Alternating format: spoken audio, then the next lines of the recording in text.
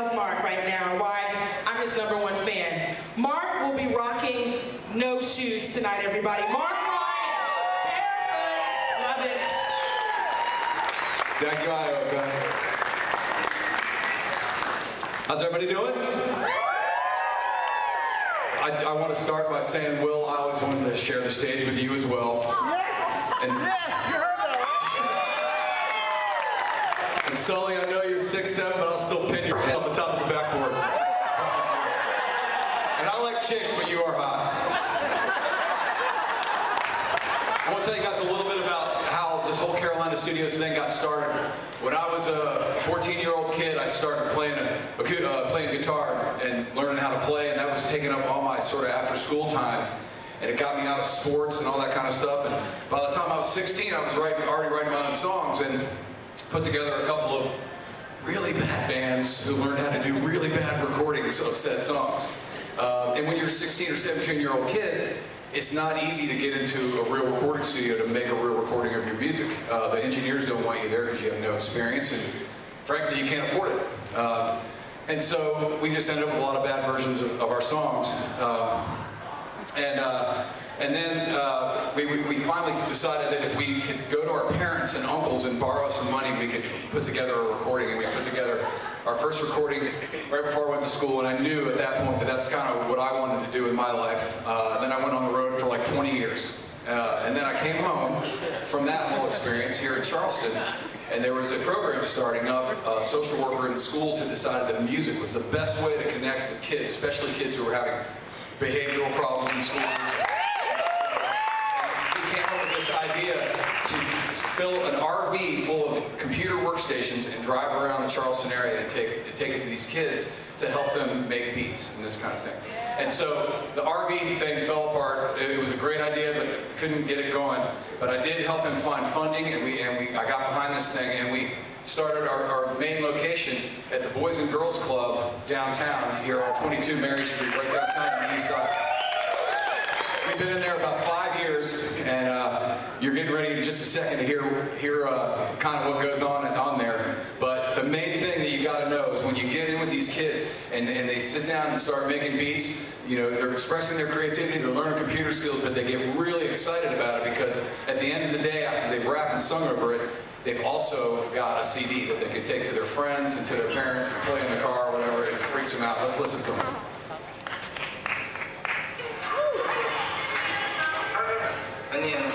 The nausea game. Never coming to the studio. Like everybody here would think. It sounds like I don't beat. Why turn it off?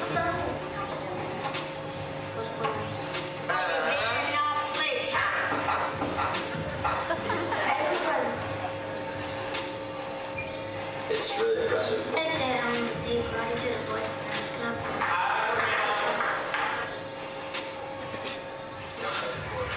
We can have something else to do. People come in here and take it real seriously. Make an audio track. Money every day, call me Money ENT. It's a good place to be. Like that, it can be fun. Don't say nothing. Make type of beats that me and my friends can rap on. This is how you cool. That's what it's all about. Just to keep the children in the environment out of trouble.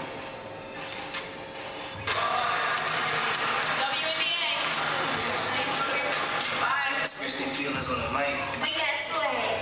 You know what I mean? How you like us? Yeah. Mr. God. I can't rap. What I like to think.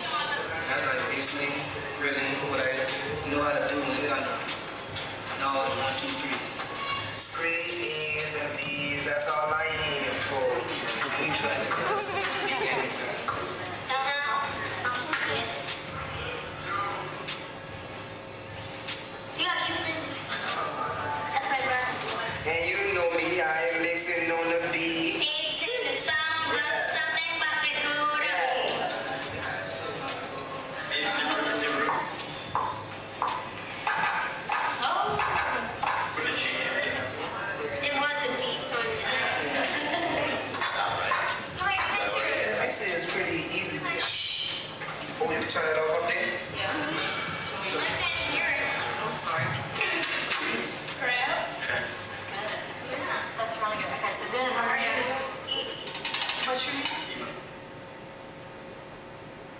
So some of these kids you saw right there, give it up. Some of those actual kids you saw right there are going to be performing. We're doing our first annual fundraiser where we're doing a celebrity pro-am jam, and I've asked some friends to come in. We're doing it around a golf tournament and everything, and it's going to have a concert. It's Tuesday, October 25th, and these guys are going to open the show. They're going to show up with the tracks they make in the studio, play that through the system, and they'll rap and sing live over the tracks that they're making at the studio. So that's a really exciting thing. And they've done that before. The folks at Piccolo Spoleto have been nice enough to let the kids perform before, so they really love that part of the thing. And the thing I want to close with and let you guys know about is where we're headed with this program.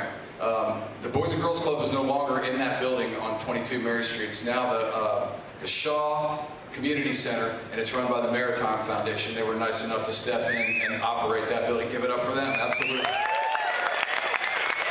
So that location will still be there for Carolina Studios, which is great, and the kids in that neighborhood love it. We already have the connection there, and so that's going to keep rolling. But as fate would have it, things have come all the way back full circle, and the good folks at Student Transportation Association of America have given us a school bus to convert into a mobile studio. So now we're going to be able to hit kids all over the Charleston area with this program.